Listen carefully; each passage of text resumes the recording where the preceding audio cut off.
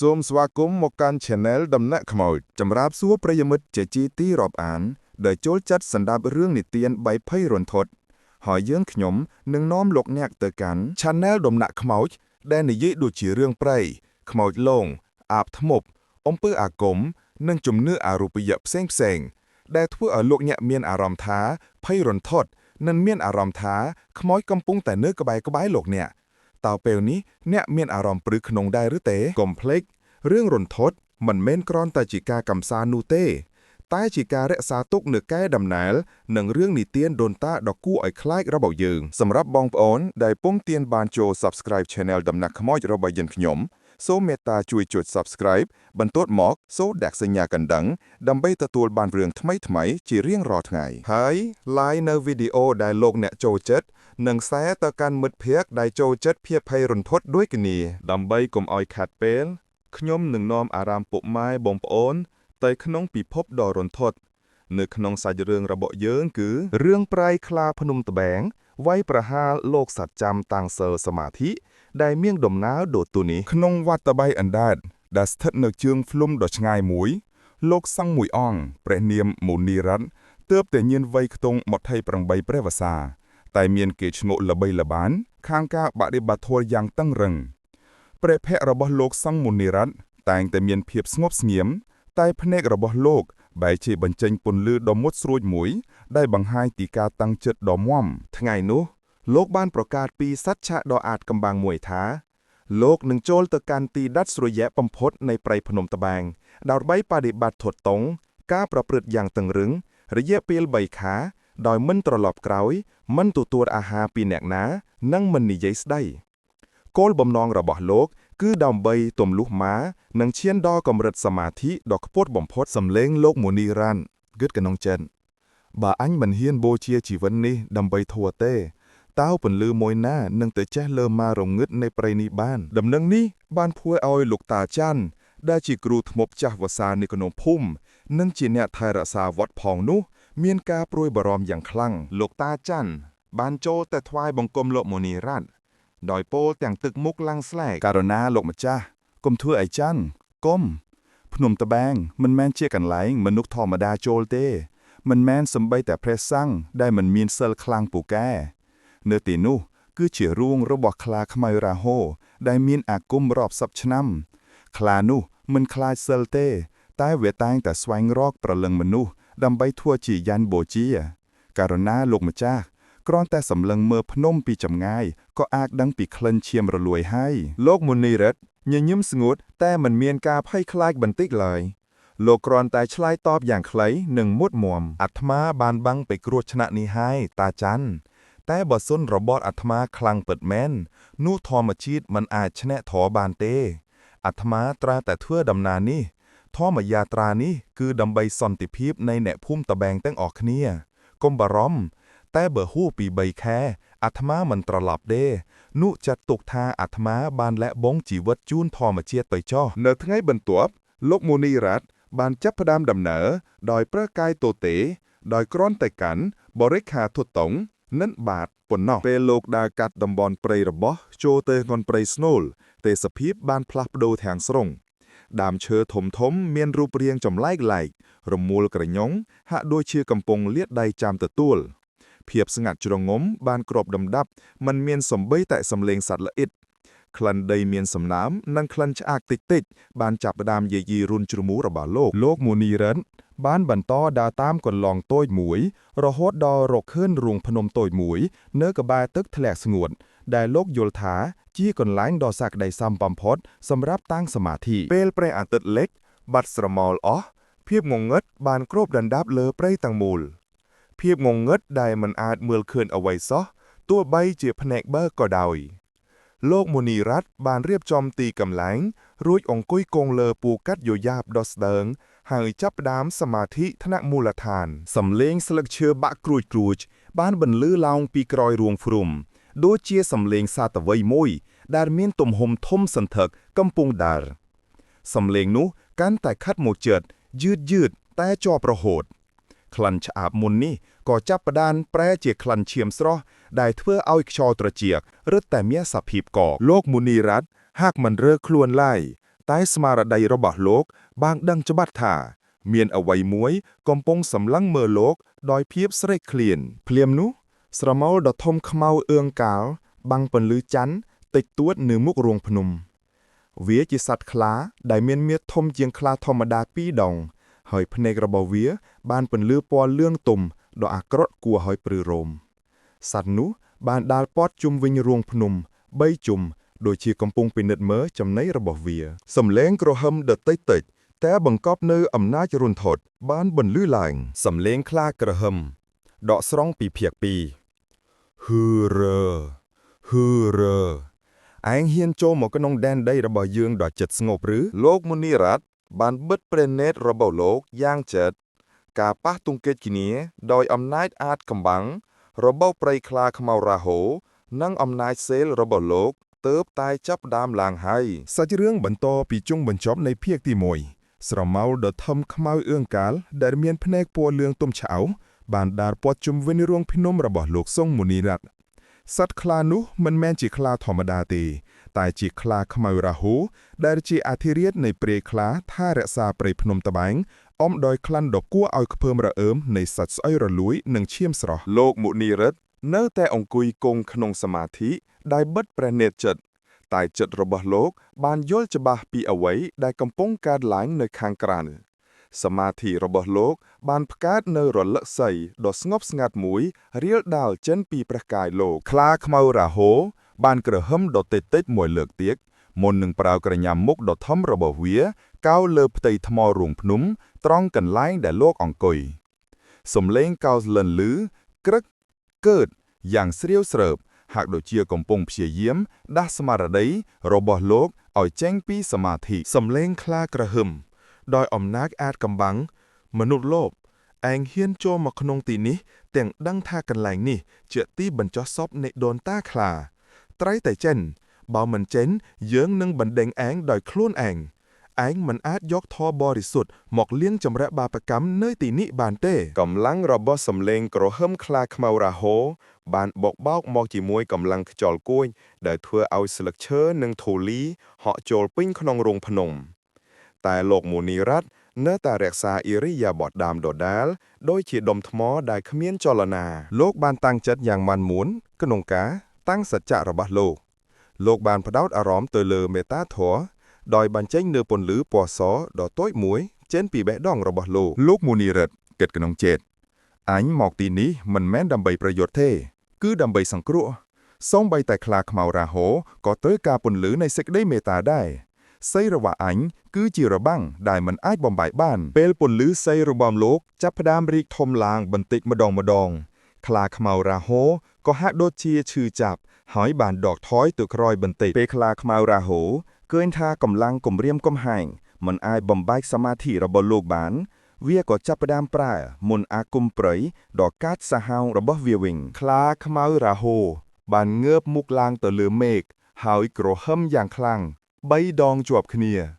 សំឡេងក្រហមនេះមិនមែនជាសំឡេងសត្វធម្មតាទេតែជាការកោះហៅអំណាចនៃព្រៃភ្លាមនោះរុក្ខជាតិវលីធំដែលដុះនៅជុំវិញរូងភ្នំបានចាប់ផ្ដើមរមួលក្រញ៉ង់លូតលាស់យ៉ាងលឿនគួរឲ្យខ្លាចរុំព័ទ្ធតំបន់នោះទាំងមូលដើមឈើធំដែលនៅជិតផ្លូវចូលស្រាប់តែបាក់រលំបិទផ្លូវដែលលោកមុនីរតបានដើរចូលមកក្លិនឆ្អាបនៃព្រៃកាន់តែខ្លាំងក្លារាវដាវចេញពីដីភក់ស្អាតនេះជាអន្ទាក់ព្រៃបិទផ្លូវដ៏សាហាវដែលបង្ខាំងលោកមុនីរតមិនឲ្យអាចកិច្ចចេញបានហើយក៏មិនមានអ្នកណាម្នាក់អាចរកឃើញលោកបានដែរព្រៃត្បាំងបានคล้ายជាគុកដ៏រន្ធត់សម្រាប់លោកសច្ចាំនៅឯភូមិជើងភ្នំវិញលោកតាច័ន្ទបានអង្គុយសមាធិនៅមុខផ្ទះរបស់គាត់មានអារម្មណ៍ថាត្រជាស្រាវស្រើពេញខ្លួនលោកតាច័ន្ទគិតក្នុងចិត្តអាត្មារូបនោះលោកមុនីរតគាត់កំពុងតែធ្លាក់ចូលក្នុងគ្រោះថ្នាក់ដ៏ធំហើយមិនមែនគ្រាន់តែគ្រោះថ្នាក់សត្វសាហាវទេតែជាអាគមបិទបាំងខ្ញុំត្រូវតែធ្វើអ្វីមួយមុននឹងយឺតពេលលោកតាច័ន្ទបានងាកទៅមើលភ្នំត្បែងឃើញតែផ្សែងខ្មៅក្រាស់ហាក់ដូចជាកំពុងជក់បារីនៅផ្នែកខាងលើនៃភ្នំដែលជាសញ្ញាប្រាប់ថាព្រាយខ្លាបានធ្វើសកម្មភាពហើយ ก็ចាប់ផ្ដើមរៀបចំសម្ភារៈអាគមរបស់គាត់ត្រៀមខ្លួនសម្រាប់ដំណើរដ៏គ្រោះថ្នាក់រីឯនៅរួងភ្នំឯណូវិញខ្លាខ្មៅរាហូបានដឹងច្បាស់ថាសមាធិរបស់លោកមុនីរ័ត្នមិនងាយនឹងបែកខ្ញែកបានឡើយវាបានឈរនៅលើថ្មធំមួយហើយក្រហឹមយ៉ាងខ្លាំងតែម្ដងគត់ដោយសំឡេងក្រហឹមនោះបានបែកខ្ចាយទៅជាស្រមោលខ្លាតូចៗរាប់មិនអស់ស្រមោលខ្លាតូចៗទាំងនោះបានដើរព័ទ្ធជុំវិញរងភ្នំរងចាំដោយភាពអត់ធ្មត់ខ្លាខ្មៅរាហូបានចូលទៅដេកលក់ក្បែររងភ្នំរងចាំតែពេលវេលាដែលសៃលរបស់លោកមុនីរ័ត្នធ្លាក់ចុះដើម្បីវាយប្រហារយ៉ាងសាហាវបំផុតយប់ដ៏វែងអន្លាយនិងពោពេញដោយភាពភ័យខ្លាចទើបតែចាប់ផ្ដើមសាច់រឿងបន្តពីពេលដែលខ្លាខ្មៅរាហូបានបិទផ្លូវចូលទៅកាន់រោងភ្នំរបស់លោកសង្ឃមុនីរ័ត្នដោយមុនអាគមព្រៃហើយចាប់ផ្ដើមដេកយាមហើយមាត់រោងភាពស្ងាត់ជ្រងំនៃរាត្រីបានប្រែក្លាយជាភាពស្ងាត់ដ៏គួរឲ្យខ្លាចដែលគ្របដណ្ដើបដោយសម្ពាធអាក្រក់លោកមុនីរ័ត្ននៅតែបន្តសមាធិរបស់លោកបានដឹងថាព្រាយខ្លានេះកំពុងរងចាំលោកខូចសច្ចៈឬបាក់កម្លាំងចិត្តដើម្បីវាយប្រហារខ្លារាហូមិនអាចវាយប្រហាររូបកាយរបស់លោកបានទេដរាបណាសិលរបស់លោកនៅតែបរិសុទ្ធដូច្នេះគោលដៅរបស់វាគឺស្មារតីពេលរំលងអធ្រាត្របន្តិចខ្លាខ្មៅរាហូបានប្រើលិទ្ធដ៏សាហាវរបស់វាការវាយប្រហារដោយគុំហុកផ្លូវចិត្តវាបានក្រោកឈរហើយហក់លោតឡើងទៅលើរូងភ្នំត្រង់កន្លែងលោកមុនីរ័ត្នអង្គុយរួចចាប់ផ្ដើមគ្រហឹមគំហុកយ៉ាងខ្លាំងក្លាបំផុតសំឡេងនោះមិនមែនជាសំឡេងសត្វធម្មតាទេតែជាសំឡេងផ្ទុកនៃអាគមដែលផ្ទុកនូវភាពកាចសាហាវនិងការឈឺចាប់រាប់រយឆ្នាំសំឡេងគំហុកដោយអំណាចអាថ៌កំបាំងសំឡេងក្រហមនោះបានចូលទៅក្នុងរន្ធត្រចៀករបស់លោកមុនីរ័ត្នហើយបានคล้ายជាសំឡេងយំសោកសង្រេងរបស់ឪពុកម្ដាយដែលស្លាប់ទៅហើយคล้ายជាសំឡេងស្រែករោទីរបស់ជនរងគ្រោះដែលត្រូវខ្លារាហូចាប់ស៊ីคล้ายជាសំឡេងទិតទៀនដ៏ខ្លាំងក្លាថាឯងជាមនុស្សបាបគ្មានសិលពិតប្រាកដទេចូលចេញទៅឯងនឹងស្លាប់ទីនេះកម្លាំងសំឡេងកំហុកនោះខ្លាំងដល់ថ្នាក់ធ្វើឲ្យដុំថ្មតូចៗជ្រុះចេញពីជញ្ជាំងរុំភ្នំហើយធ្លាក់មកប៉ះនឹងស្មានិងក្បាលរបស់លោករាងកាយរបស់លោកមុនីរ័ត្នហាក់ដូចជាញ័រតិចៗក្រោមសម្ពាធនៃកំហុកអាគមនេះពេលលោកមុនីរ័ត្ននៅតែមិនព្រមបើកព្រៃនេតខ្លាខ្មៅរាហូក៏បានផ្លាស់ប្ដូរទម្រង់នៃកំហុករបស់វាស្រាប់តែព្យុះខ្យល់គួតពណ៌ខ្មៅបានចាប់ផ្ដើមកើតឡើងនៅមុខមាត់រោងភ្នំខ្យល់នោះបានបក់បោកអ្វីៗទាំងអស់ហើយនាំមកនៅក្លិននៃសាកសពដែលគេកប់មិនបានត្រឹមត្រូវក្នុងព្យុះខ្យល់គួចនោះរូបភាពដ៏រន្ធត់នៃក្បាលខ្មោចដែលមានភ្នែកធ្លាក់ចេញពីគន្លឹកបានចាប់ផ្ដើមបង្ហាញខ្លួនហើយស្រែកហៅលោកមុនីរ័ត្នមកនៅជាមួយពួកយើងសាច់អ្នកបរិសុទ្ធណាស់ពួកយើងស្រីឃ្លានសាច់ចេញពីសមាធិទៅបីសាច់ខ្លាគឺការពិតធរអ្នកគឺការផូតផរឈាមខ្មៅខាប់បានចាប់ផ្ដើមហូរចេញពីមាត់រោងភ្នំហូរចូលទៅក្បែរទីកន្លែងដែលលោកសង្ឃអង្គុយ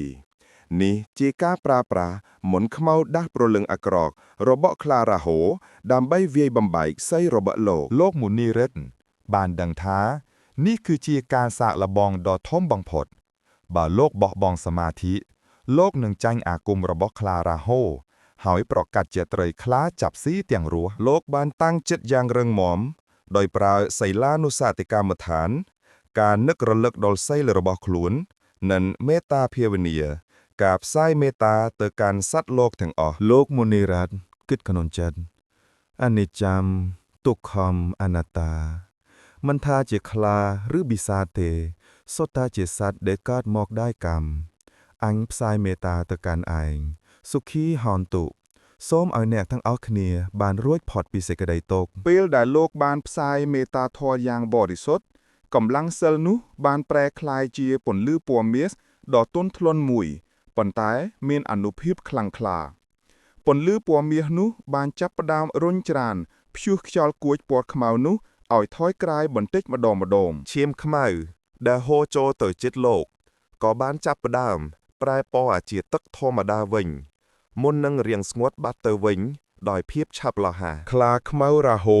ដែលបានវាយប្រហារអស់ពីកម្លាំងកាយចិត្តហើយ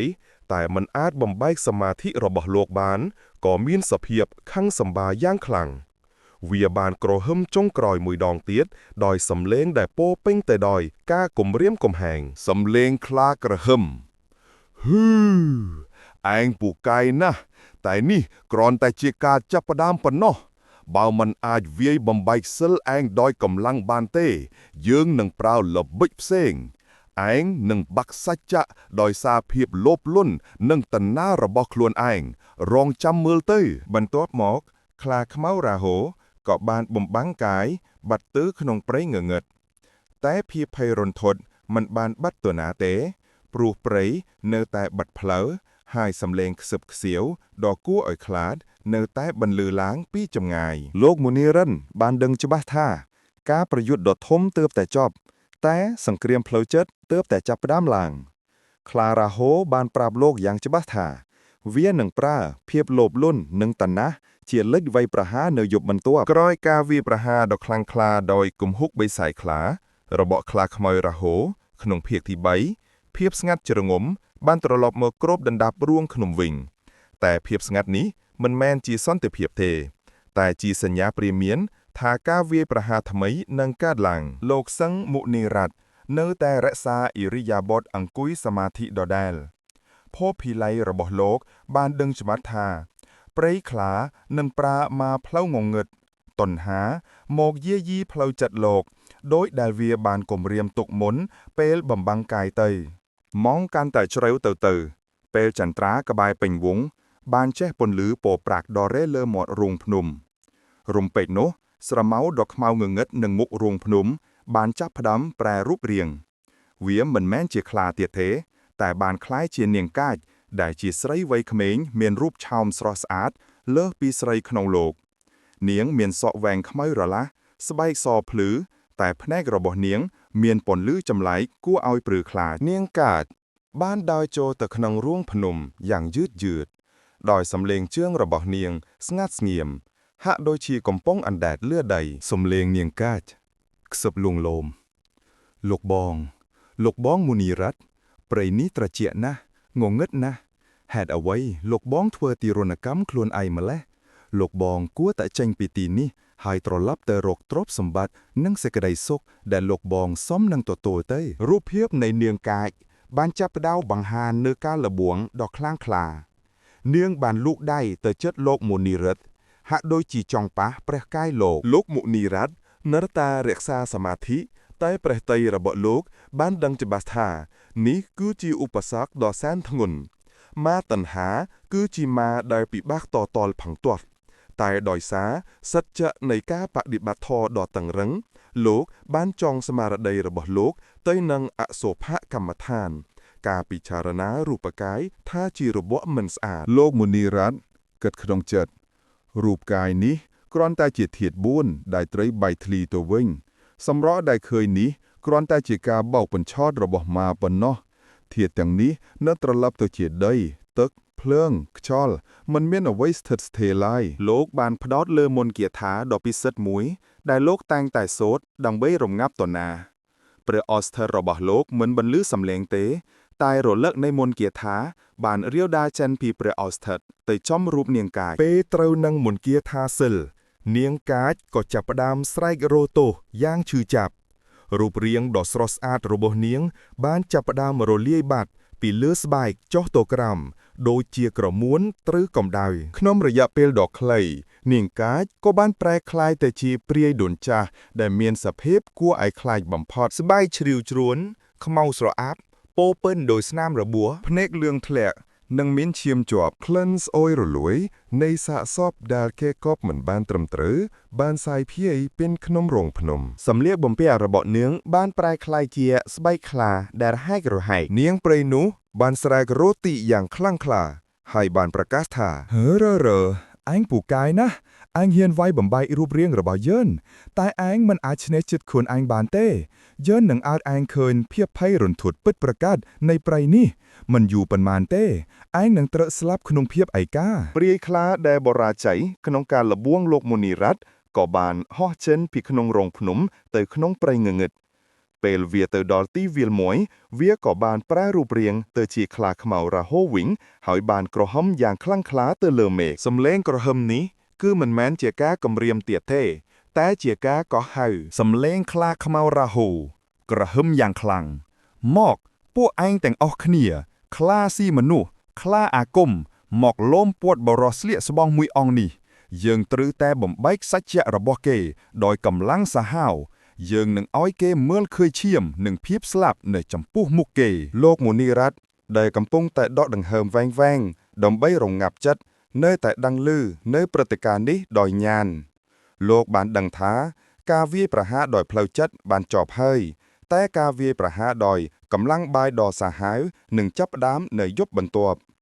ខ្លាខ្មៅរហូកំពុងតែកោះហៅ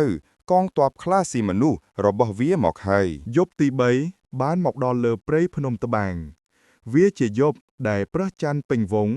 ចាំងពន្លឺដ៏ត្រជាក់ស្រែបលើកំពូលឈើតែពន្លឺនោះមិនអាចបំបត្តិភាពងងឹតអាក្រក់នៅក្រោមលប់ឈើបានឡើយលោកសង្ឃមុនីរ័ត្នបានដឹងថាការវាយប្រហារដោយកម្លាំងពិតប្រាកដនឹងចាប់ផ្ដើមក្រោយការបរាជ័យនៅក្នុងការវាយប្រហារផ្លូវចិត្តដោយនាងកាចខ្លាខ្មៅរហូបានសម្រេចចិត្តប្រើអំណាចទាំងមូលនៃព្រៃនេះលោកមុនីរ័ត្នបានដកដង្ហើមវែងៗហើយបានបង្កើនកម្លាំងសមាធិឲ្យកាន់តែខ្លាំងក្លាថែមមួយកម្រិតទៀតលោកបានអង្គុយក្នុងឥរិយាបថតាំងសមាធិមាំដូចជាព្រះពុទ្ធរូបមាសដែលមិនអាចរើបំរាស់បានលោកមុនីរ័ត្នគិតក្នុងចិត្តអាត្មាមិនអាចចេញពីសច្ចៈបានទេបើប្រលឹងខ្លាចទាំងអស់នោះត្រូវការកម្លាំងពិតប្រាកដដើម្បីតទល់នោះអាត្មាត្រូវតែប្រើពន្លឺសិលការពារខ្លួននឹងដែនដីនេះរំពេចនោះសំឡេងក្រហមដ៏សន្ធឹកដែលលាន់ឮចេញពីជម្រៅព្រៃបានចាប់ផ្ដើមរំញ័រមកដល់រូងភ្នំវាមិនមែនជាសំឡេងខ្លាមួយក្បាលទៀតទេតែជាសំឡេងរាប់សិបក្បាលដែលកំពុងសម្រុកមកពីក្រឹបទិសទីក្លិនឈាមរលួយនិងក្លិនស្អុយនៃសាច់ដែលពុកផុយបានសាយភាយពេញខ្យល់ធ្វើឲ្យបរិយាកាសត្រជាក់ស្រែបប្រែជាក្តៅកគុកដូចជាភ្លើងនរកកងទ័ពខ្លាស៊ីមនុស្សដែលកោះហៅដោយខ្លាខ្មៅរាហូគឺមានរូបរាងដ៏គួរឲ្យខ្លាចខ្លាខ្លះមានភ្នែកក្រហមឆ្អៅដូចធឿងថ្មក្តៅខ្លាខ្លះមានសាច់រលួយចេញពីខ្លួនដូចជាខ្មោចខ្លាដែលទើបតែរស់ឡើងវិញខ្លាទាំងអស់នោះមានស្នាមអាគមខ្មែរចានៅលើថ្ងាសពួកខ្លាទាំងនោះបានមកដល់ជុំវិញរូងភ្នំហើយចាប់ផ្ដើមលំពួតទីកន្លែងបដិបត្តិធម៌របស់លោកមុនីរ័ត្នខ្លាខ្មៅរាហូដែលជាមេដឹកនាំឈរនៅពីមុខបំផុតត្រង់ចន្លោះមាត់រូងភ្នំខ្លាខ្មៅរាហូមិនចាំយូរឡើយវាបានក្រហមបញ្ជាការវាយលោកទី1ខ្លាចំនួន10ក្បាលបានចាប់ផ្ដើមបោលសម្រុកចូលទៅក្នុងរោងភ្នំពួកវាប្រើកម្លាំងបាយដ៏មហិមារបស់វាដើម្បីបំបែកថ្មដែលបិទផ្លូវនិងរុក្ខជាតិដែលរុំព័ទ្ធរោងភ្នំសំឡេងក្រញាំបុកដីលាន់ឮភ្លុកភ្លុកយ៉ាងរន្ធត់តែពេលខ្លាទាំងនោះចូលមកដល់គៀកលោកមុនីរ័ត្នដែលកំពុងអង្គុយលើពុកកាត់យយ៉ាបស្រាប់តែពួកវាហាក់ដូចជាត្រូវអ្វីមួយយ៉ាងទប់ពួកវាមិនអាចបោះជំហានចូលទៅជិតលោកបានឡើយគឺត្រូវឈប់ត្រឹមកម្លាតប្រហែល1ម៉ែត្រពីព្រះកាយលោកការការពារដោយពន្លឺសិលកម្លាំងសមាធិរបស់លោកមុនីរ័ត្នបានបង្កើតនូវរបាំងថាមពលពណ៌មាសថ្លាមួយព័ទ្ធជុំវិញលោករបាំងនេះមិនមែនជាអាគមទេតែជាឥទ្ធិពលនៃសេចក្តីបរិសុទ្ធនៃសិលដែលមិនឲ្យពួកសត្វមានគំនុំឬសត្វបិសាចអាចចូលគៀកបានខ្លាខ្មៅរាហូបានឃើញកូនទ័ពរបស់វាបរាជ័យនៅក្នុងវាយប្រហារទាំងកម្លាំងបាយក៏មានសភាពឈួតខឹងខ្លាខ្មៅរាហូក្រហមយ៉ាងខ្លាំងក្លាឯងប្រើល្បិចឯងប្រើមន្តការពារតែឯងមិនអាចការពារមនុស្សលោកទាំងអស់បានទេរាហូបានបញ្ជាឲ្យខ្លាទាំងនោះដកថយវិញបន្ទាប់មកវាបានដើរទៅកាន់គំនរលើលាតក្បាលដែលស្ថិតនៅចន្លងភ្នំក្បែរនោះដែលជាកន្លែងវាធ្លាប់ចាប់មនុស្សស៊ីវាបានចាប់លើលាតក្បាលមនុស្សស្រីមួយដែលមានសភាពខ្មៅស្អិតជាប់នឹងឈាមក្រៀមហើយគប់ចូលនៅក្នុងរូងភ្នំលើលាតក្បាលនោះបានធ្លាក់មកចំពីមុខលោកមុនីរ័ត្នរំពេចនោះសំឡេងស្រែកយ៉ាងឈឺចាប់របស់ស្រីរូបនោះបានលន់លឺឡើងពីលើលាតក្បាលនោះលោកសុងសូមជួយខ្លាវាស៊ីខ្ញុំទាំងរស់សូមលោកបោះបង់សច្ចៈហើយចេញពីទីនេះទៅ ជីវិតខ្ញុំបានទៅហើយជីវិតលោកក៏នឹងទៅដែរកុំឲ្យខ្លាបានប្រលឹងលោកសំឡេងនេះមានឥទ្ធិពលខ្លាំងណាស់ព្រោះវាជាសំឡេងនៃទុក្ខវេទនាពិតប្រាកដរបស់ជនរងគ្រោះតាលោកមូនីរ៉ាត់នៅតែតាំងចិត្តមាំដោយដឹងថាបើលោកចេញទៅ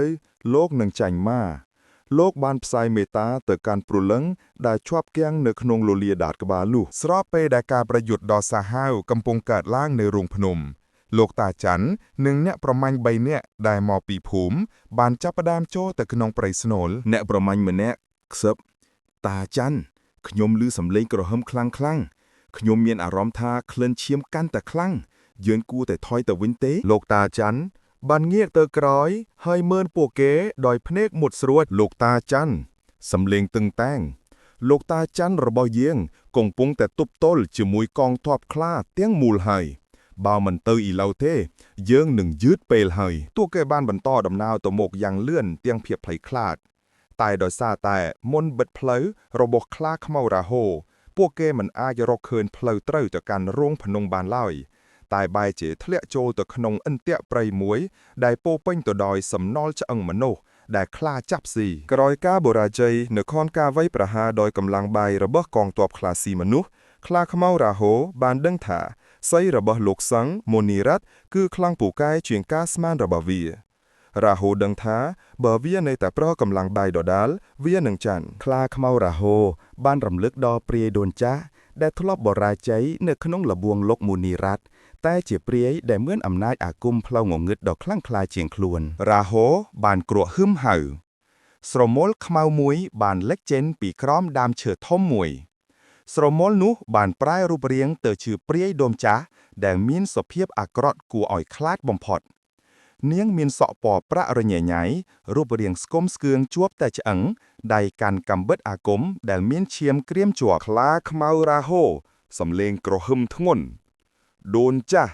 ឯងត្រួយតែប្រើអាគមចងចិត្តដ៏ខ្លាំងក្លារបស់ឯងដើម្បីទម្លុះសីរបស់វាយើងនឹងចាប់ផ្ដើមវាយប្រហារដោយកម្លាំងសាមគ្គីឯងត្រួយតែធ្វើឲ្យវាបាក់សាច់ចកហើយចេញពីទីនេះប្រៃដូនចាស់ហាលោកសង្ឃព្រះសង្ឃឯងហ៊ានមើងងាយយើងនឹងបង្ហាញឯងថាសិលមិនអាចឈ្នះមន់ខ្មៅទេយើងនឹងចងឯងទៅនឹងការឈឺចាប់ដែលឯងមិនអាចទ្រាំបានព្រាយដូនចាស់បានឈរនៅមុខរូងភ្នំហើយចាប់ផ្ដើមរាំរបាំអាគមនាងបានដុតភ្លើងខ្មៅដែលមានក្លិនសែងដ៏គួរឲ្យវិលមុខហើយបានយកកាំបិតអាគមនោះមកចាក់ទៅលើដីនៅមុខមាត់រូងភ្នំពេលនាងចាក់កាំបិតផ្សែងខ្មៅក៏បានហុយចូលទៅក្នុងរូងភ្នំរុំព័ទ្ធជុំវិញព្រះកាយលោកមូនីរ៉ាត់ផ្សែងនោះផ្ទុកនៅមុនខ្មៅចុងច័ន្ទដែលធ្វើឲ្យលោកចាប់ផ្ដើមមានអារម្មណ៍ថាឈឺចាប់ខ្លាំងនៅត្រង់ដើមទ្រូងដូចជាមានគេកំពុងឆ្កៀលបេះដូងលោកក្តៅខ្លួនរោលហាក់ដូចជាភ្លើងកំពុងឆាក់សាក់រូបភាពរន្ធត់នៃទិដ្ឋិគ្រោះថ្នាក់របស់លោកតាច័ន្ទនិងអ្នកភូមិបានលេចឡើងក្នុងស្មារតីរបស់លោកនេះគឺជាមន្តអាគមដែលព្យាយាមបង្ខំឲ្យលោកចេញពីសមាធិដោយការឈឺចាប់ផ្លូវកាយនិងផ្លូវចិត្តស្របពេលដែលលោកមូនីរតនៈកំពុងទប់ទល់នឹងមន្តខ្មៅនៅរោងភ្នំលោកតាច័ន្ទនិងអ្នកប្រមាញ់3នាក់បានធ្លាក់ចូលទៅក្នុងតំបន់មួយដែលពោពេញទៅដោយអន្ទាក់ព្រាយពួកគេបានរកឃើញគំនរឆ្អឹងមនុស្សដែលរាយប៉ាយពេញដីក្នុងចំណោមឆ្អឹងទាំងនោះមានក្បាលលាលាតក្បាលមួយដែលមានស្លាកស្នាមសាក់អ្នកភូមិម្នាក់ដែលបាត់ខ្លួនកាលពីឆ្នាំមុនអ្នកប្រមាញ់ម្នាក់ឈ្មោះធឿនភ័យសលិនស្លោតាច័ន្ទលោកម្ចាស់នេះជាផសតាងខ្លាខ្មៅរ៉ាហូវាបានស៊ីមនុស្សនៅទីនេះយើងមិនគួរទៅមុខទៀតទេផ្លូវនេះបិទហើយខ្លាមានពិតមែនភ្លាមនោះសំឡេងក្រហមដ៏ខ្លាំងបានបន្លឺឡើងពីក្រោយកំពតព្រៃខ្លាខ្មៅរ៉ាហូបានដឹងពីវត្តមានរបស់ពួកគេដោយញាណអាគមខ្លាខ្មៅរ៉ាហូ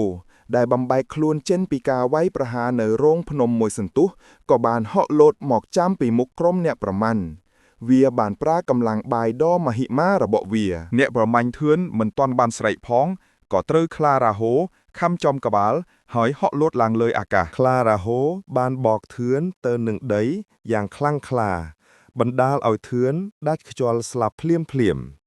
ឈាមស្រស់បានហូរចេញពីក្បាលហើយសាយភាយលើដីព្រៃឈុតឆាកនេះគឺសាហាវបំផុត ដែលបង្ហាញពីភាពខូខៅនៃព្រាយខ្លាលោកតាច័ន្ទនិងញាក់ប្រមាញ់ពីរញាក់ទៀតបានភ័យតក់ស្លិតស្លែកមុខស្លែកមាត់លោកតាច័ន្ទស្រែកខ្លាខ្មៅរាហូអញឈប់ទៅពួកវាមិនតាក់ទងនឹងព្រះសង្ឃទេពួកយើងជាមនុស្សធម្មតាអញឈប់ធ្វើបាបទៅខ្លាខ្មៅរាហូបានក្រហឹមហើយទុកសាកសពធឿននៅនឹងដៃរួចដើរសំដៅទៅរកលោកតាច័ន្ទនៅរោងភ្នំវិញលោកមុនីរ័ត្នបានដឹងតាមរយៈញាណសមាធិរបស់លោកថាមានការស្លាប់កើតឡើងដោយសារខ្លារាហូភាពឈឺចាប់និងរូបភាពដ៏រន្ធត់នៃឈាមស្រស់បានធ្វើឲ្យសមាធិរបស់លោកចាប់ផ្ដើមរងឃុំរងកើលោកស្ទើរតែបើកព្រះនេត្រហើយរត់ចេញទៅជួយពួកគេតែលោកបានទាញស្មារតីត្រឡប់មកវិញលោកដឹងថានេះគឺជាការសាកល្បងបើលោកចេញទៅព្រាយខ្លានឹងឈ្នះហើយនឹងមិនមាននរណាម្នាក់អាចជួយអ្នកភូមិផ្សេងទៀតបានឡើយលោកមុនីរិទ្ធបានប្រើកម្លាំងបេះដូងទាំងអស់សូត្រមន្តគាថាការពារមួយទៀតដើម្បីប្រឆាំងនឹងមន្តខ្មៅរបស់ព្រាយដូនចាស់សាច់រឿងបន្តពីពេលដែលខ្លាខ្មៅរាហូទើបតែបានសម្លាប់ធឿនដែលជាអ្នកប្រមាញ់ម្នាក់ក្នុងក្រុមរបស់លោកតាច័ន្ទភាគ6ដោយការវាយប្រហារដ៏សាហាវនិងឃោរឃៅបំផុតឈាមស្រស់ហួរច្រាលលើដីធ្វើឲ្យខ្យល់អាកាសកាន់តែអាប់អួរលោកតាច័ន្ទនិងអ្នកប្រមាញ់2នាក់ទៀតឈ្មោះសារឿននិងផាន់ណាបានឈរជើងក្រោយគ្នាដោយភាពភ័យខ្លាចខ្លាខ្មៅរាហូបានក្រហឹមដាក់ពួកគេទាំងមាត់របស់វាប្រឡាក់ទៅដោយឈាមលោកតាច័ន្ទនិយាយទាំងសំឡេងញ័រតែភ្នែកមុតឯងជាបិសាចឯងមិនមែនជាខ្លាធម្មតាទេឯងនឹងទទួលបាននូវទោសកម្មដ៏ធ្ងន់ធ្ងរខ្លារាហូមិនឆ្លើយតបទេតែត្រៀមខ្លួនហក់ចូលទៅវាយប្រហារពួកគេបន្តទៀតលោកតាច័ន្ទដឹងថាមិនអាចតតាំងនឹងខ្លារាហូដោយកម្លាំងបាយបានទេព្រោះខ្លារាហូនេះជាព្រាយខ្លាអាគមគាត់បានស្រែកបញ្ជាទៅកាន់អ្នកប្រមាញ់2នាក់ទៀតលោកតាច័ន្ទស្រែកសារឿនផាន់ណាពួកឯងរត់ឲ្យលឿនបំផុតតាមដែលឯងអាចធ្វើបានកុំខ្វល់ពីខ្ញុំត្រូវតែទៅជួយលោកសច្ចាំឲ្យបានលោកតាច័ន្ទបាងទាញកាំបិតអាគមកាំបិតដែលមានអក្សរចារឹករបស់គាត់ចេញពីខ្សែក្រវ៉ាត់ហើយចាប់ផ្ដើមសូត្រមន្តអាគមការពារមួយយ៉ាងលឿនមន្តនោះបានប្រកាសជាពន្លឺខៀវតូកមួយព័ទ្ធជុំវិញខ្លួនរបស់លោកតាច័ន្ទគាត់បានបោះខ្លួនចូលទៅមុខយ៉ាងលឿនដើម្បីទប់ផ្លូវរបស់ខ្លាខ្មាញ់រាហូលោកតាច័ន្ទស្រែកខ្លាំងៗពេលប៉ះនឹងខ្លារាហូខ្លាខ្មៅរាហូអំណាចនៃដូនតាឯងត្រូវតែឈប់ខ្លាចរអាអំណាចនេះទៅខ្លាខ្មៅរាហូបានហក់មកដល់លោកតាច័ន្ទហើយបានប្រើក្រញាំមុខរបស់វាបោកទៅលើលោកតាច័ន្ទយ៉ាងខ្លាំងក្លារបាំងមន្តអាគមពណ៌ខៀវរបស់លោកតាច័ន្ទត្រូវបានបែកខ្ទេចភ្លាមតែវាគ្រប់គ្រាន់ដើម្បីពន្យាពេលខ្លារាហូបាន 2-3 វិនាទីសារឿននិងផាន់ណាបានឆ្លៀតឱកាសនោះរត់គេចខ្លួនទៅក្នុងព្រៃដែលទឹកភ្នែកនិងភាពភ័យតក់ស្លុតខ្លាខ្មៅរាហូបានទះលោកតាច័ន្ទឲ្យដួលទៅនឹងដីឆ្អឹងរបស់គាត់ហាក់ដូចជាបាក់អស់ហើយខ្លារាហូបានដាក់ក្រញាំរបស់វាទៅលើដើមទ្រូងរបស់លោកតាច័ន្ទត្រៀមនឹងខំសម្លាប់លោកតាច័ន្ទដឹងថាជីវិតរបស់គាត់មិនអាចសង្គ្រោះបានទៀតទេគាត់បានសម្លឹងទៅកាន់ទិសដៅដែលលោកសង្ឃមុនីរតនៈកំពុងតាំងសមាធិហើយគាត់បានសម្រេចចិត្តលះបង់ជីវិតដើម្បីឲ្យអ្នកប្រមាញ់2នាក់ទៀតរួចខ្លួននិងបង្វែរអារម្មណ៍ខ្លារាហូពីលោកសង្ឃលោកតាច័ន្ទបានក្តាប់កាំបិតអាគមដ៏ពិសិដ្ឋរបស់គាត់ហើយដោយមិនបង្អង់យូរគាត់បានចាក់បញ្ចូលកាំបិតនោះទៅក្នុងបេះដូងរបស់គាត់ផ្ទាល់ឈុតឆាកនេះគេរន្ធត់និងគួរឲ្យអាណិតបំផុតពេលកាំបិតចូលដល់បេះដូងថាមពលអាគមដែលនៅសេសសល់ទាំងអំរបស់លោកតាច័ន្ទបានផ្ទុះចេញជាពន្លឺពណ៌មាសលាឈាមដ៏ខ្លាំងក្លាពន្លឺនោះបានចាំងចូលទៅក្នុងភ្នែករបស់ខ្លាខ្មៅរាហូធ្វើឲ្យវាស្រែករទេះយ៉ាងឈឺចាប់ហើយដកថយទៅក្រោយដោយមិនដឹងខ្លួននៅឯរោងភ្នំវិញលោកសង្ឃមុនីរ័ត្នដែលកំពុងទប់ទល់នឹងមន្តខ្មៅរបស់ព្រៃដូនចាស់ស្រាប់តែមានអារម្មណ៍ថា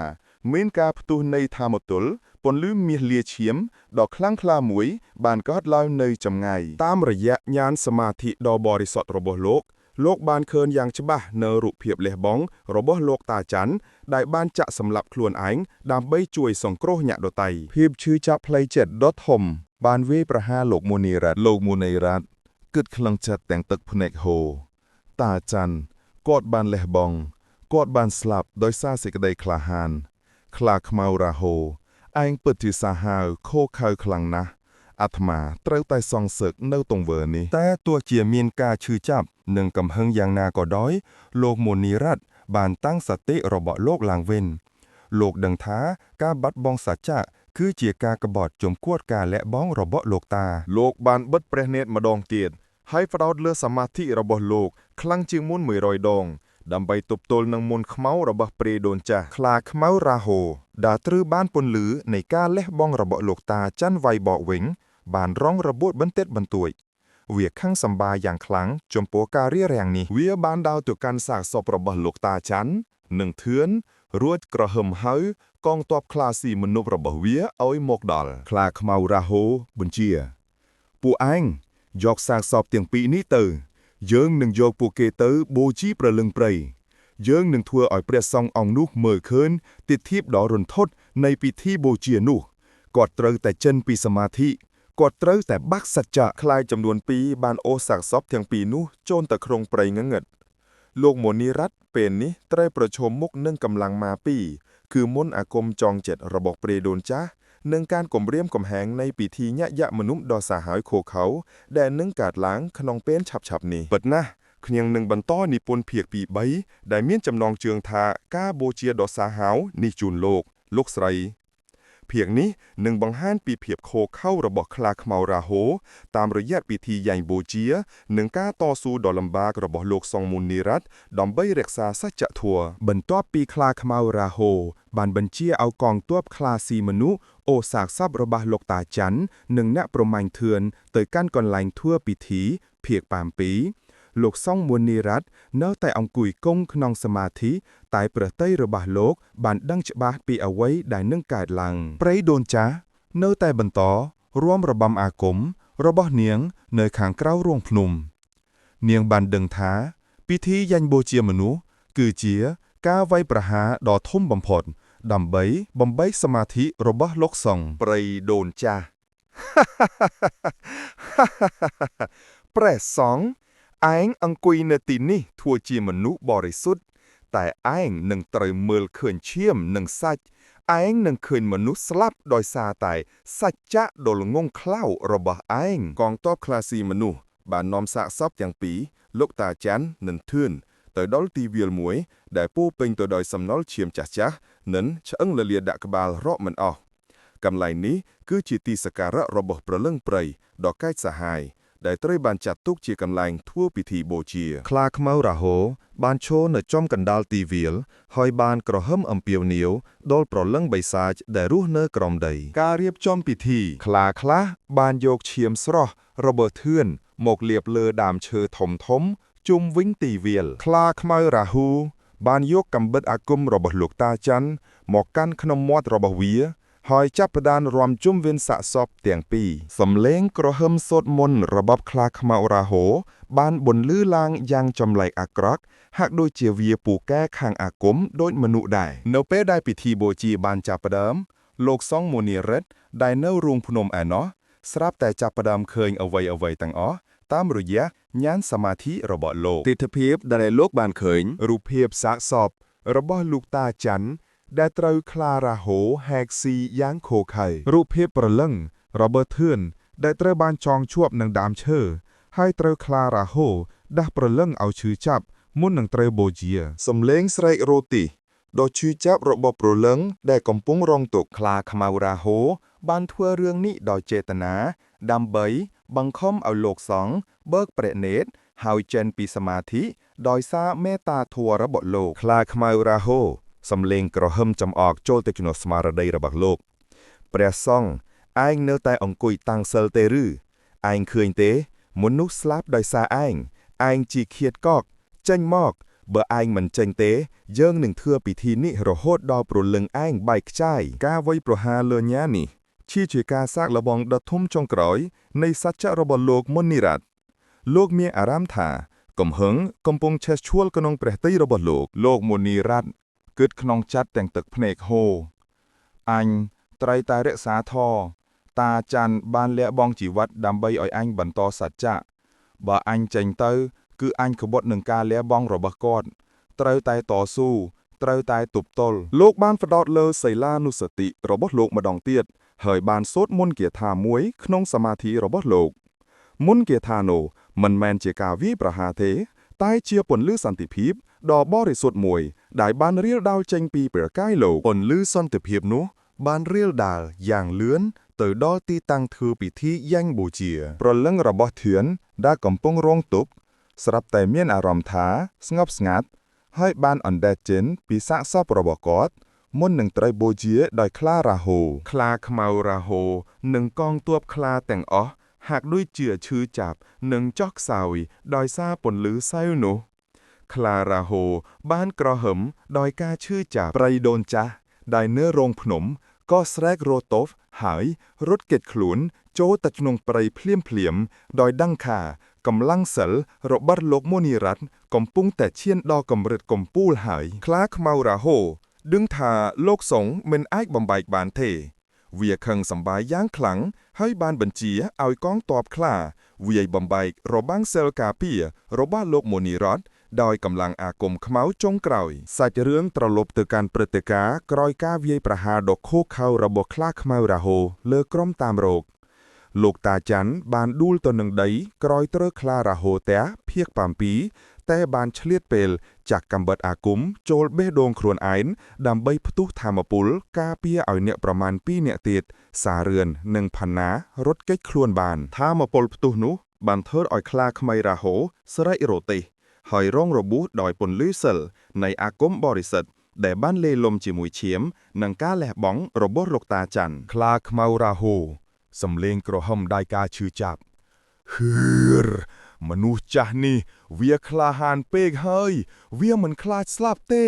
តែវាមិនអាចបញ្ឈប់យើងបានទេសារឿននិងផាណាបានរត់យ៉ាងលឿនបំផុតតាមដែលពួកគេអាចធ្វើបានទាំងភ្នែកស្រក់ទឹកភ្នែកដោយភាពភ័យខ្លាចនិងភាពឈឺចាប់ចំពោះការបាត់បង់មិត្តភក្តិធឿននិងការលះបង់របស់លោកតាច័ន្ទពួកគេដឹងថាពួកគេមិនអាចត្រឡប់ទៅភូមិវិញបានទេព្រោះផ្លូវត្រូវបានបិទដោយមន្តអាគមរបស់ខ្លារាហូពួកគេបានសម្ដៅទៅកាន់ទិសដៅដែលលោកសង្ឃមុនីរតនៈកំពុងតាំងសមាធិ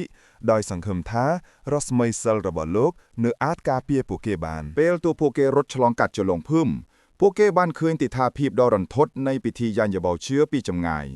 ខ្លាខ្មៅរាហូនិងកងទ័ពខ្លាស៊ីមនុស្សកំពុងប្រមូលផ្ដុំគ្នាផាណាខ្សឹបដោយភាពភ័យខ្លាចសារឿននោះជាអ្វីដែលលោកតាច័ន្ទចង់ឲ្យយើងជួយលោកសង្ឃបិសាចខ្លាកំពុងធ្វើអ្វីមួយយ៉ាងដើម្បីសម្លាប់លោកសត្វចាំពួកគេបានបន្តរត់រហូតដល់ទៅដល់តំបន់ក្បែររោងភ្នំរបស់លោកមុនីរ័ត្នកម្លាំងរបស់ពួកគេស្ទើរតែអស់ហើយ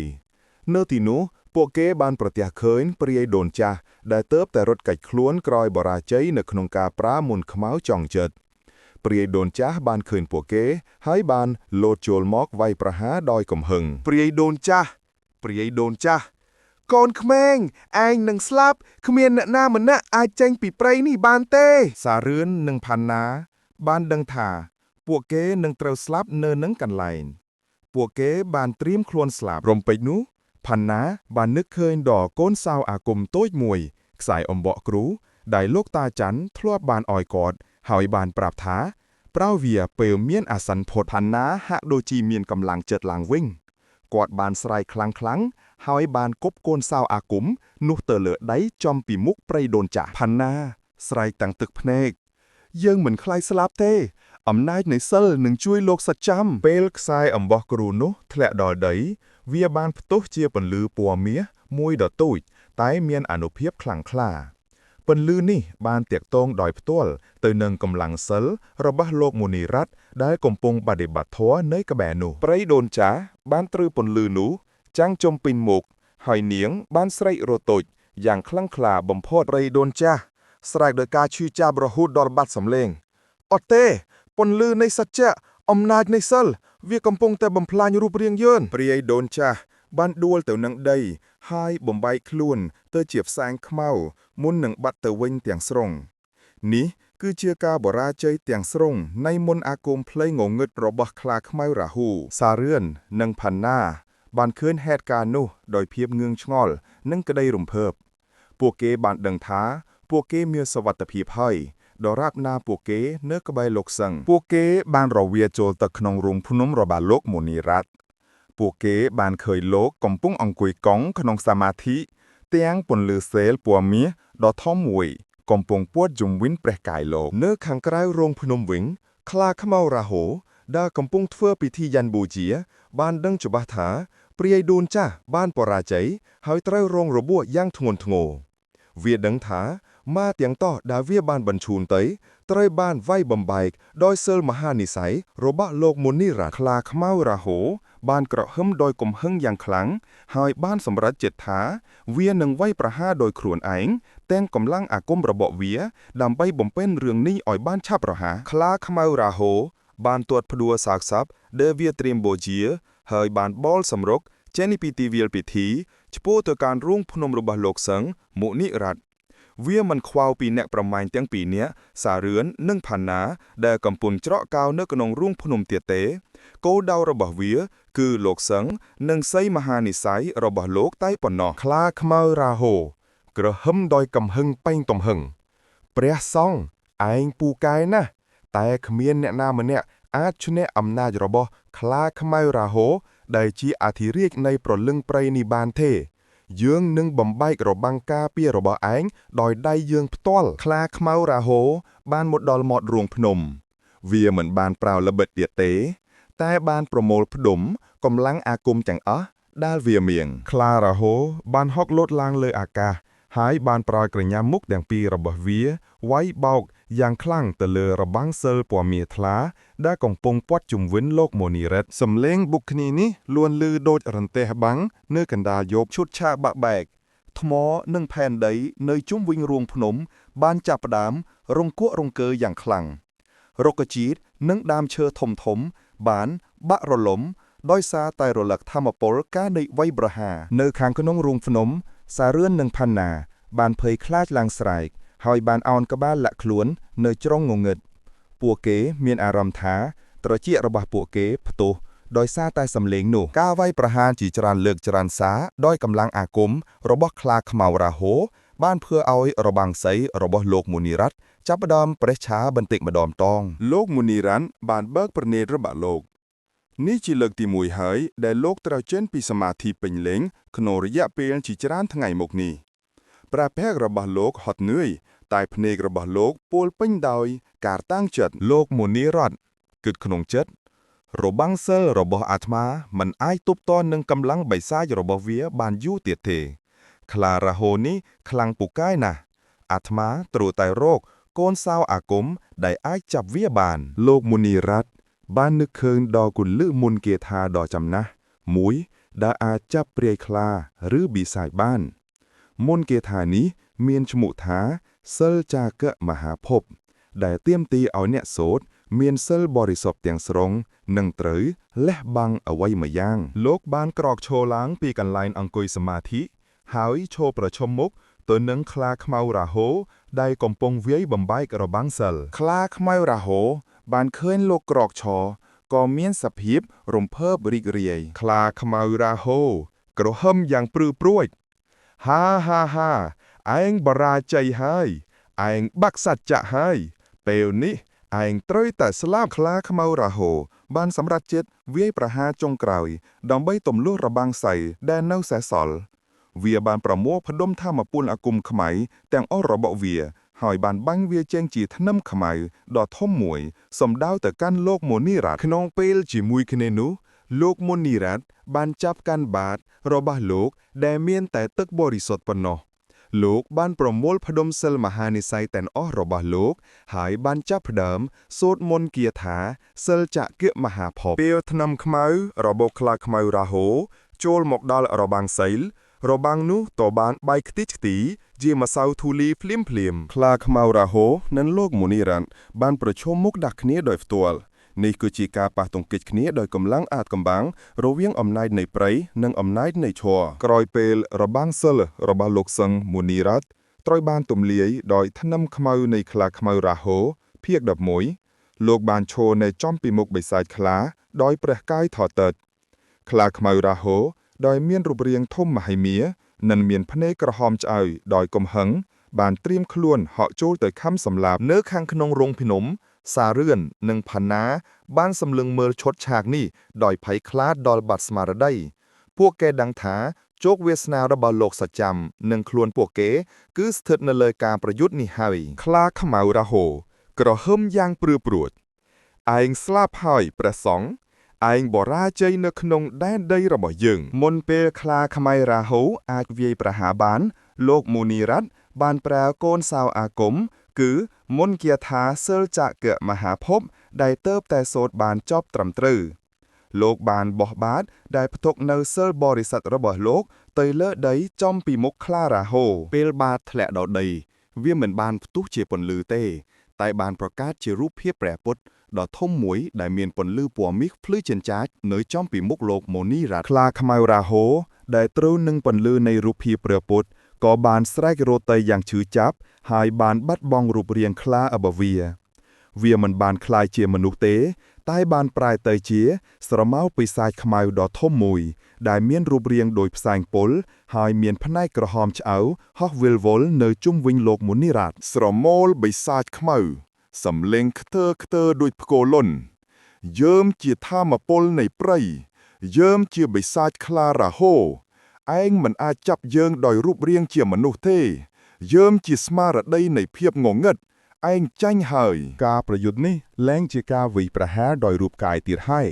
តែជាសង្គ្រាមផ្លូវចិត្តនិងស្មារតីចិត្តសាស្ត្រស្រមោលបិសាចខ្មៅបានបាញ់រលកស្មារតីអាក្រក់ចូលទៅក្នុងចិត្តរបស់លោកមូនីរ៉ាត់រលកទី1ភាពសង្ស័យរូបភាពនៃសាកសពរបស់លោកតាច័ន្ទបានលេចឡើងម្ដងទៀត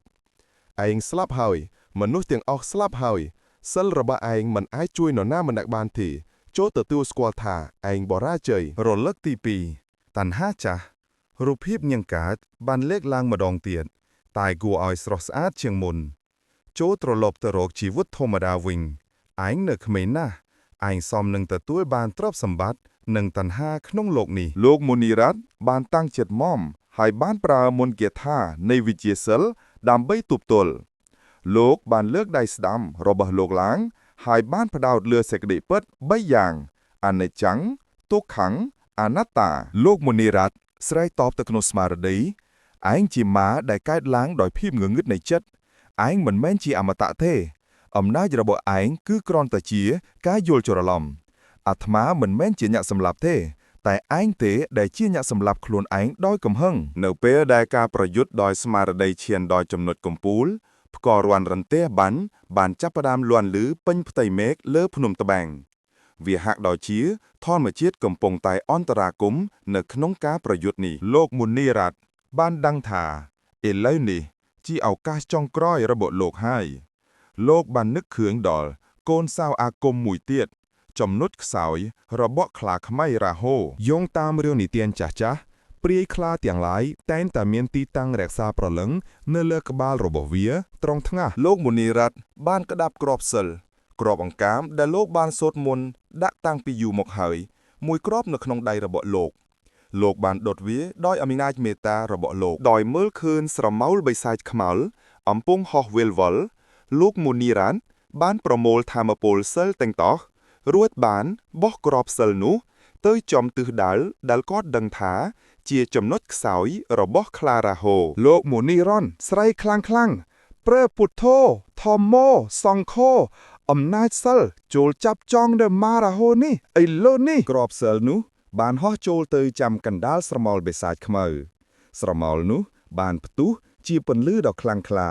ហើយស្រែករតេកយ៉ាងឈឺចាប់ដែលលាន់ឮពេញព្រៃ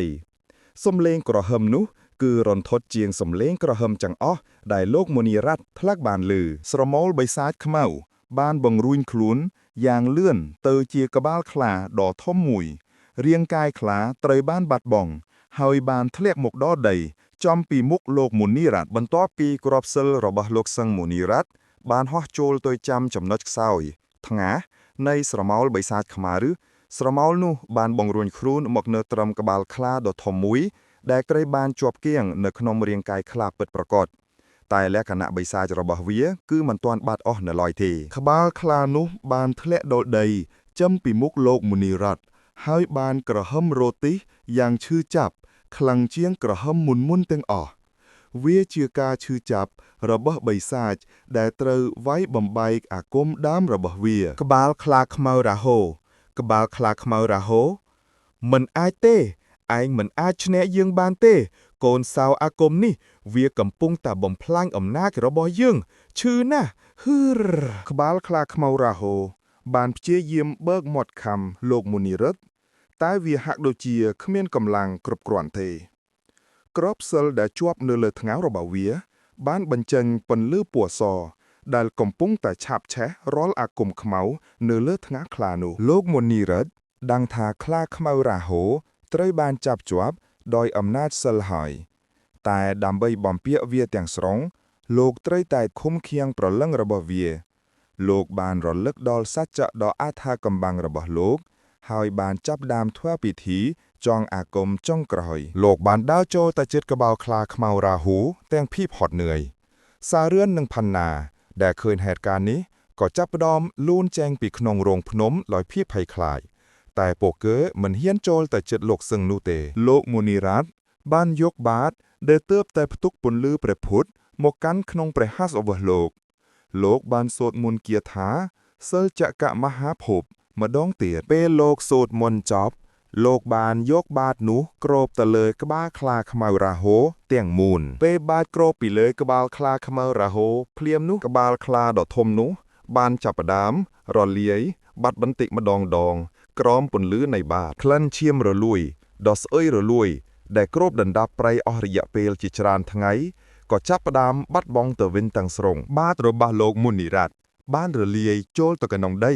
ហើយជំនួសមកវិញដោយគ្រាប់សិលដ៏ធំមួយដែលមានពណ៌ប្រាក់ភ្លឺចិញ្ចាចហាក់ដូចជាព្រលឹងនៃខ្លាខ្មៅរហូត្រូវបានចាប់ឃុំឃាំងនៅខាងក្នុងគ្រាប់សិលនោះបានបញ្ចេញពន្លឺពណ៌មាសមួយយ៉ាងត្រចៀកស្រេបដែលមានន័យថាភាពអាក្រក់ត្រូវបានជំនួសដោយភាពបរិសុទ្ធព្រលឹងរបស់ខ្លាខ្មៅរាហូត្រូវបានបង្ខំឲ្យស្ដាប់បង្គាប់ចំពោះអំណាចសីរបស់លោកមុនីរ័ត្នពេលក្របសិលត្រូវបានបង្កើតឡើងរន្ទះបាញ់និងផ្គររលាន់បានឈប់ភ្លាមព្យុះខ្យល់គួចបានរលាយបាត់មុនបិទផ្លូវដែលខ្លាខ្មៅរាហូបានធ្វើនៅដើមដំបូងក៏បានរលាយបាត់ទៅវិញផងដែរព្រៃភ្នំត្បែងបានត្រឡប់ទៅជាព្រៃធម្មតាដែលមានភាពស្ងប់ស្ងាត់និងមានខ្យល់អាកាសបរិសុទ្ធឡើងវិញលោកមុនីរ័ត្នបានដួលអង្គុយលើដីដោយភាពហត់នឿយការតស៊ូដ៏តឹងរ៉ឹងអស់រយៈពេលជាច្រើនថ្ងៃបានបញ្ចប់ហើយលោកបានលើកគ្រាប់សិលដ៏ធំនោះឡើងហើយបានសម្លឹងមើលវាលោកមុនីរ័ត្នគិតក្នុងចិត្តទីបំផុតអាត្មាបានបំពេញសច្ចៈដ៏អាតកំបាំងរបស់អាត្មាហើយតែការបាត់បង់លោកតាច័ន្ទនិងធឿននឹងคล้ายជាបំណុលដែលអាត្មាត្រូវសងជារៀងរហូតសារឿននិងផាន់ណាបានឃើញហេតុការណ៍ដ៏អស្ចារ្យនេះហើយបានលួនចូលទៅថ្វាយបង្គំលោកមុនីរិទ្ធតាំងទឹកភ្នែកសារឿនយំខ្សឹកខ្សួលករុណាលោកម្ចាស់ពិតជាខ្លាំងពូកែណាស់លោកបានសង្គ្រោះយានទាំងអស់គ្នាឥឡូវនេះផ្លូវបាក់ហើយយើងត្រូវតែត្រឡប់ទៅវត្តវិញប្រលឹងលោកតាច័ន្ទនឹងបានសុខហើយលោកមុនីរ័ត្នបានងួកព្រះកេសទទួលស្គាល់ហើយបានកាន់គ្រាប់សិលដ៏ធំនោះជាប់នឹងព្រះហស្ថរបស់លោកគោលបំណងបន្ទាប់របស់លោកគឺត្រូវតែយកប្រលឹងខ្លាខ្មៅរាហូដែលឃុំឃាំងនៅក្នុងគ្រាប់សិលនេះទៅបិទនៃកន្លែងមានសិលដ៏ម៉ាំមួនបំផុតក្រោយការប្រយុទ្ធដ៏តានតឹងនិងការចាប់ឃុំឃាំងប្រលឹងខ្លាខ្មៅរាហូនៅក្នុងគ្រាប់សិលដ៏ធំលោកសង្ឃមុនីរ័ត្នបានក្រោកឈរឡើងដោយភាពហត់នឿយព្រះកាយលោកមានសភាពស្គៀងស្គំតែភ្នែករបស់លោកបានបញ្ចេញពន្លឺស័យដ៏មុតស្រួចដែលមិនធ្លាប់មានពីមុនមកលោកបានកាន់គ្រាប់សិលដ៏ធំនោះជាប់នឹងព្រះហស្ថហើយបានដឹកនាំសារឿននិងផាន់ណាចេញពីតំបន់រោងភ្នំពួកគេបានដើរឆ្លងកាត់ព្រៃដែលស្ងប់ស្ងាត់ទាំងស្រុងមិនមានសំឡេងគ្រហឹមឬក្លិនឈាមរលួយទៀតឡើយសារឿននិយាយទាំងភាពគោរពករុណាលោកម្ចាស់ព្រៃនេះហាក់ដូចជាមានសន្តិភាពឡើងវិញហើយមុនអាគមបិទផ្លូវបាំងបាត់អស់ហើយលោកមុនីរ័ត្នមិនបាននិយាយអ្វីទេដោយសារលោកបានតាំងសច្ចៈថានឹងមិននិយាយស្ដីអស់រយៈពេល3ខែពេញតាំងពីភាគ1ដូច្នេះលោកបានងួកប្រកេសតែប៉ុណ្ណោះ លោកបានចងចាំយ៉ាងច្បាស់នៅការលះបង់របស់លោកតាច័ន្ទនិងធឿនហើយលោកដឹងថាដំណើររបស់លោកមិនទាន់ចប់រហូតទាល់តែព្រលឹងខ្លារ៉ាហូត្រូវបានបិទជិតក្រុមទាំង3បានដើរអស់រយៈពេលពេញមួយថ្ងៃទើបបានទៅដល់ភូមិត្បាងនៅពេលល្ងាចអ្នកភូមិដែលបានឮដំណឹងដ៏គួរឲ្យរន្ធត់នៃការបាត់បង់លោកតាច័ន្ទនិងធឿនតាមរយៈការលេចឮពីអ្នកតាមរកផ្សេងៗបានយល់ថាលោកមុនីរ័ត្នក៏ត្រូវបាត់បង់ជីវិតដែរពេលដែលពួកគេឃើញលោកមុនីរ័ត្នដើរចូលមកភូមិទាំងប្រកាយស្គមតែមានពន្លឺសិលព័ទ្ធជុំវិញជាមួយនឹងក្របសិលដ៏ធំនៅខ្មាំងព្រះហាសអ្នកភូមិទាំងអស់បានស្រែកហូទាំងក្តីរំភើបនិងភ័យខ្លាចអ្នកភូមិបានរៀបចំពិធីទទួលដ៏ធំមួយសារឿននិងផាន់ណាបានរៀបរាប់ទាំងទឹកភ្នែកអំពីភាពខកខៅរបស់ខ្លាខ្មៅរ៉ាហូនិងការលះបង់ដ៏ក្លាហានរបស់លោកតាច័ន្ទអ្នកភូមិស្រែកទាំងយំលោកម្ចាស់បានសង្គ្រោះយើងទាំងអស់គ្នាហើយភូមិត្បាងនឹងមិនមានខ្លាយាយទៀតទេលោកមុនីរ័ត្នបានត្រឡប់ទៅដល់វត្តត្បាងអណ្ដែតដោយសារលោកនៅតែរក្សាសច្ចៈមិននិយាយស្ដីលោកបានប្រើទឹកដៃសរសេរទៅកាន់គណៈកម្មការវត្តថាលោកក៏រត់តែយកក្របសិលដែលឃុំឃាំងប្រលឹងខ្លាខ្មៅរហូនេះទៅបិទនៅក្រោមបាតវិហារធំរបស់វត្តដែលជាកន្លែងដែលមានសិលនិងមន្តគាថាការពារដ៏ខ្លាំងក្លាបំផុតអ្នកភូមិនិងគណៈកម្មការវត្តបានយល់ព្រមហើយបានរៀបចំពិធីសូត្រមន្តធំមួយនៅយប់នោះលោកមុនីរ័ត្នបានដឹកនាំពិធីទាំងព្រះកាយនៅតែឈរលោកបានសូត្រមន្តរបស់លោកក្នុងចិត្តហើយបានដាក់ក្របសិលដ៏ធំនោះទៅក្នុងរណ្ដៅនួយដែលបានជៀកនៅក្រោមបាតវិហារបន្ទាប់មកលោកបានយកថ្មសិលាដ៏ធំមួយមកគ្របពីលើហើយបានប្រើមន្តគាថាចុងក្រោយរបស់លោកដើម្បីចារអក្សរមន្តទៅលើផ្ទៃថ្មសិលានោះពេលអក្សរមន្តត្រូវបានចារថ្មសិលានោះបានបញ្ចេញពន្លឺពណ៌ស្វាយមួយយ៉ាងត្រជាក់ស្រែបមុននឹងបាត់ទៅវិញប្រលឹងខ្លាខ្មៅរ៉ាហូត្រូវបានបិទជិតទាំងស្រុងហារីពេលពិធីបានបញ្ចប់លោកមុនីរ័ត្នបានដឹងថាសច្ចៈរបស់លោកអស់កំណត់ហើយ3ខែបានកន្លងផុតទៅលោកបានបើកព្រះឱស្ថរបស់លោកឡើងហើយបានពោលពាក្យដំបូងរបស់លោកមុនីរ័ត្នញោមទាំងអស់គ្នាសន្តិភាពបានត្រឡប់មកវិញហើយតែយើងត្រូវតែចាំទុកនៅមេរៀននេះជានិច្ចសិលបរិសុទ្ធគឺជាអំណាចពិតប្រាកដលោកបានសម្រេចចិត្តមិនត្រឡប់ទៅព្រៃវិញទេតែបន្តរស់នៅជាព្រះសង្ឃនៅវត្តនោះដើម្បីគ្រប់គ្រងប្រលឹងខ្លាខ្មៅរ៉ាហូដែលត្រូវបែកបិទជិតជាច្រើនខែក្រោយមកភូមិត្បេងរស់ដោយសន្តិភាពមិនមានសំឡេងខ្លាក្រហមឬការវាយប្រហារទៀតទេតែនៅយប់មួយដែលខែដាច់ទាំងស្រុងសារឿននិងផាន់ណាដែលកំពុងដេកយាមខ្មងវត្តបានឮសំឡេងខ្សឹបខ្សៀវដ៏ចម្លែកមួយចេញពីក្រោមបាតវិហារពួកគេបានទៅមើលហើយបានឃើញស្នាមព្រៃតូចមួយបាំងចាប់ដើមលេចឡើងនៅលើថ្មសិលាដែលលោកមុនីរ័ត្នបាំងបិទមន្តអាគមរយៈពេល6ខែបានកំឡុងផុតទៅក្រោយពេលលោកសង្ឃមុនីរ័ត្នបានបិទចិត្តប្រលឹងខ្លាខ្មៅរ៉ាហូក្រោមបាតវិហាររបស់វត្តត្បែងអណ្ដែតភាគ14ភូមិត្បែងបានត្រឡប់ទៅរកភាពស្ងប់ស្ងាត់វិញ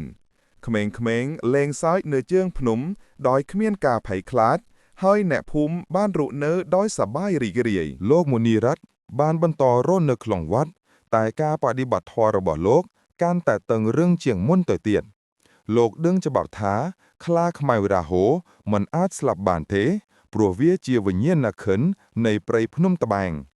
វាគ្រាន់តែត្រូវបានឃុំឃាំងប៉ុណ្ណោះរាល់យប់លោកតែងតែចុះទៅសូត្រមន្តការពារនៅក្រោមបាតវិហារដើម្បីធានាថាថ្មសិលាដែលគ្របលើក្របសើនោះនៅតែមានមន្តអាគមការពារមកមួនយប់មួយគឺជាយប់ខែដាច់ទាំងស្រុងដែលជាពេលដែលអំណាចនៃភាពងងឹតមានឥទ្ធិពលបំផុតលោកមុនីរ័ត្នបានសូត្រមន្តនាម៉ោង11យប់ហើយបានយល់ថាអ្វីៗគឺធម្មតាតែនៅម៉ោងប្រហែលទីទៀបភ្លឺអ្នកប្រមាញ់ដែលនៅរស់រានមានជីវិតសារឿននិងផាន់ណាដែលធ្វើការជាអ្នកយាមវត្តបានឮសំឡេងខ្សឹបខ្សៀវដ៏ចម្លែកមួយចេញពីក្រោមបាតវិហារសារឿនខ្សឹបដោយភ័យខ្លាចផាន់ណាអញឮទេវាមិនលែងជាសត្វល្លិតទេវាមើលទៅដូចជាសំឡេងក្រហមរបស់ខ្លាតែវាស្ដាប់ទៅដូចជាដង្ហើមរបស់វាពួកគេទាំងពីរបានលូនចូលទៅក្រោមបាតវិហារ ហើយបានយកចង្កៀងបំភ្លឺទៅចំថ្មសិលាដែលគ្របលើក្របសើប៊ីសាចខ្លាពេលពន្លឺចង្កៀងចាំងទៅលើថ្មសាលាដ៏ធំដែលមានអក្សរមន្តគាថាចារឹកពួកគេបានឃើញស្នាមប្រេះតូចមួយបានលេចឡើងនៅលើផ្ទៃថ្មនោះស្នាមប្រេះនោះតូចណាស់តែវាបានបំបែកអក្សរមន្តគាថាមួយតួដែលចារនៅលើផ្ទៃថ្មវាហាក់ដូចជាកម្លាំងអាគមខ្មៅកំពុងតែព្យាយាមរើបំរាស់ចេញពីការឃុំឃាំងពេលសាររឿនលោកដៃទៅចិត្តស្នាមប្រេះនោះគាត់មានអារម្មណ៍ថាកម្ដៅក្ដៅអ៊ុនហាក់មួយបានផុសចេញមកក្រៅជាមួយនឹងក្លិនឆ្អាបនៃសាច់ដែលមិនទាន់រលួយទាំងស្រុងផាន់ណាស្រែកតិចកុំប៉ះសាររឿនវាជាខ្លាខ្មៅរ៉ាហូវាដឹងថាវាមិនអាចចេញមកបានទេតែវាកំពុងតែកោជញ្ជាំងពីខាងក្នុងពួកគេទាំងពីរបានរត់ទៅកាន់កូដីរបស់លោកមូនីរ៉ាត់ដើម្បីរាយការណ៍អំពីហេតុការណ៍នេះពេលលោកមូនីរ៉ាត់បានឮដំណឹងនោះលោកក៏ដឹងច្បាស់ថាសន្តិភាពមិនស្ថិតស្ថេរនោះទេលោកបានចុះទៅក្រោមបាតវិហារភ្លាមហើយបានឃើញស្នាមប្រេះតូចនោះលោកបានយកដៃរបស់លោកប៉ះស្នាមប្រេះនោះហើយលោកបានដឹងភ្លាមថាកម្លាំងរបស់ខ្លាខ្មៅរ៉ាហូនឹងតែខ្លាំងក្លាដដែលលោកមូនីរ៉ាត់គិតក្នុងចិត្តអាត្មាចាប់វាបានតែអាត្មាមិនអាចសម្លាប់វាបានទេខ្លាខ្មៅរ៉ាហូនឹងត្រឡប់មកវិញវាមិនអាចចាញ់ដោយងាយៗនោះទេលោកបានអង្គុយគង់នៅមុខថ្មសិលាហើយបានចាក់ផ្ដើមសូត្រមន្តគាថាដើម្បីជួសជុលអក្សរមន្តដែលបាក់នោះឡើងវិញពេលលោកសូត្រមន្តថ្មសិលាបានបញ្ចេញពន្លឺមួយហើយស្នាមប្រេះនោះបានបាក់ទៅវិញមួយសន្ទុះលោកមូនីរ៉ាត់បានងាកមកកាន់ឯកយាមទាំងពីរលោកមូនីរ៉ាត់ការងាររបស់អាត្មាមិនទាន់ចប់ទេសច្ចៈរបស់អាត្មានឹងត្រូវបន្តនៅទីនេះជារៀងរហូតដរាបណាអាត្មាមានជីវិតអាត្មាត្រូវតារក្សាវាព្រលឹងខ្លាខ្មៅរាហូកំពុងរងចាំពេលដ៏សំគួរដើម្បីវិលត្រឡប់មកវិញលោកមូនីរ៉ាត់បានអង្គុយចុះហើយបានបន្តសូត្រមន្តរបស់លោកនៅក្រោមបាតវិហាររហូតដល់ព្រឹកឈុតឆាកចុងក្រោយរូបភាពបានផ្ដោតទៅលើផ្ទៃថ្មសិលាដែលបានបិទជិតនោះស្នាមប្រេះហាក់ដូចជាបាត់បង់ទៅហើយតែរំពេកនោះសំឡេងក្រហឹមដ៏តិចតួចតែពោពេញដោយកំហឹងនិងការគំរាមកំហែងបានលាន់ឮចេញពីក្រោមដីសំឡេងក្រហឹមនោះគឺខ្លាំងគ្រប់គ្រាន់ដើម្បីបញ្ជាក់ថាព្រាយខ្លាភ្នំត្បែងមិនទាន់ស្លាប់ទេវាគ្រាន់តែកំពុងរងចាំវគ្គថ្មីដើម្បីវាយប្រហារលោកសច្ចាំម្ដងទៀតសាច់រឿងទាំងអស់ត្រូវបានបញ្ចប់ហើយវាបានចាប់ផ្ដើមដោយការតាំងចិត្តប្រយុទ្ធតទល់ដោយសើនិងអាគមទទួលបានជ័យជំនះដ៏លំបាកនិងបញ្ចប់ដោយការគំរាមកំហែងដែលមិនទាន់ចប់